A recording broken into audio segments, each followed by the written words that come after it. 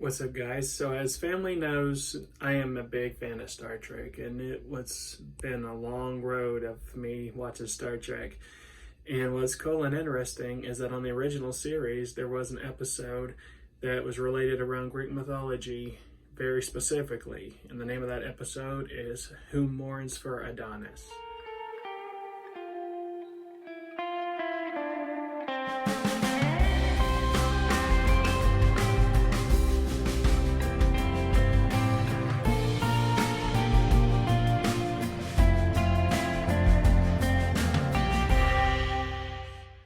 So the Enterprise crew go to a planet that is inhabited by an alien who claims to be the god Apollo. So the Enterprise is circling this planet, and they are stopped and are captured by this alien by a giant green hand.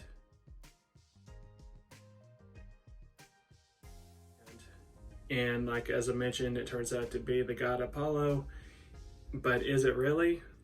Yeah, it is. So what it turns out to be as the episode progresses is that they find out that this alien race visited Earth 5,000 years ago and interacted with early Greeks, and very much in the line of Stargate that came later. Obviously,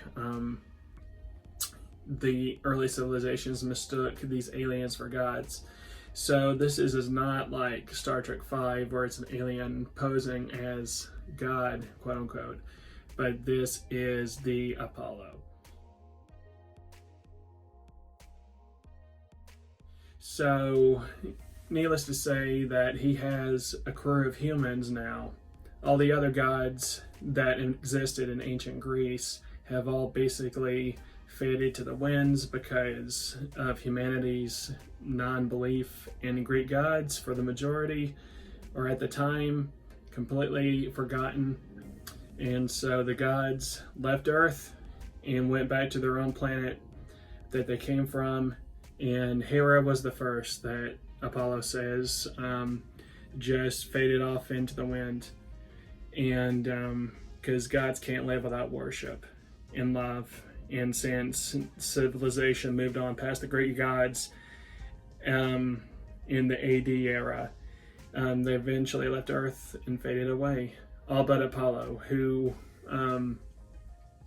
held out hope that humans would eventually find this distant planet and worship again. And they did. The Enterprise happened to be the humans that found this distant planet, and so Apollo grabs them and wants to force them to worship him. Offer up the laurel leaves and sacrifice a deer and worship him as a god. And of course, when they beam down to this planet, before they actually meet Apollo, it is Scotty, Chekhov, Kirk, and a guest actor of the week, I guess you could say. It's Lieutenant Polymus, I think her name is.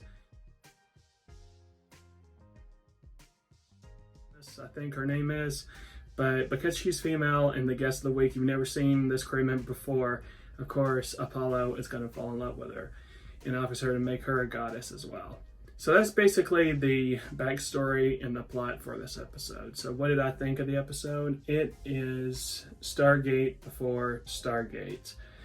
I'm not sure when the book Chariot of the Gods was written about the theory that all the gods of the ancient past were basically aliens that visited the planet, and ancient civilization worshipped these aliens because they had all this technology and powers that we don't have, so of course they're gods. And that Chariot of the Gods is also, again, what Stargate would later be based on, except that was Egyptian gods in dealing with Ra and Anubis and Hecate and all those gods and goddesses from Egypt. So what did I think of this episode? The writer, I don't remember who wrote this episode, but he did his research. He didn't just throw Apollo as a god without any backing. Like, as I mentioned, Apollo in this episode wanted worship by the laurel plants, burn the laurel leaves, which is traditional offering to Apollo.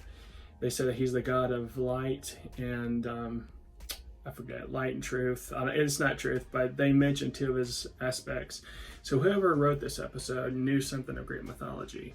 And the guest of the week, crewman that I mentioned, is a historian, archaeologist, and so she already had a knowledge of the Greek gods, and she falls in love with Apollo.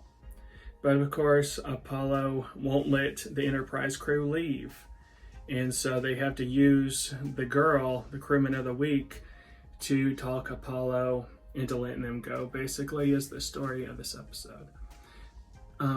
It's kind of a sad ending, because Apollo's lonely, because he's the only god left. And he is just overall kind of sad.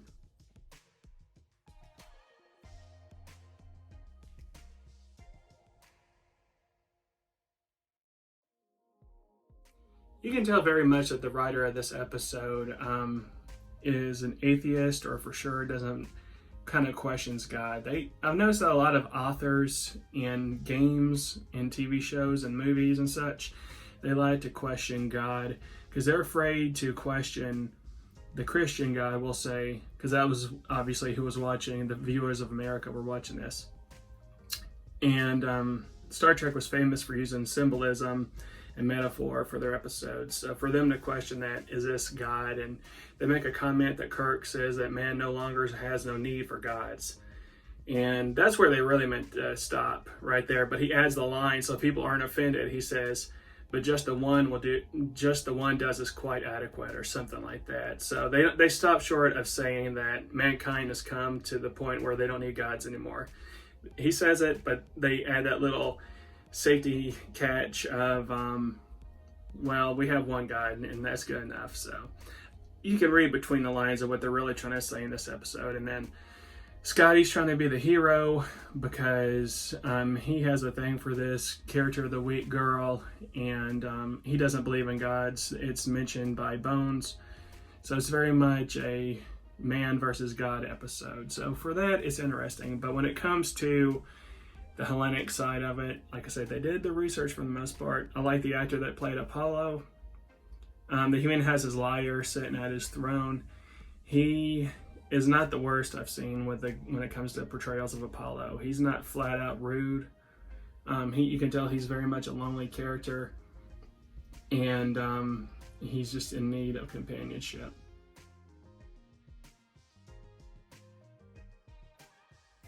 As far as the end of the episode goes, it is kind of sad that he ends up being one with the wind like all the other gods, and because he refused to let Enterprise and the crew go. So the girl that Apollo loved lies to him, saying that she never really loved him, that she just used him for scientific study, and of course it breaks his heart. So it's sad.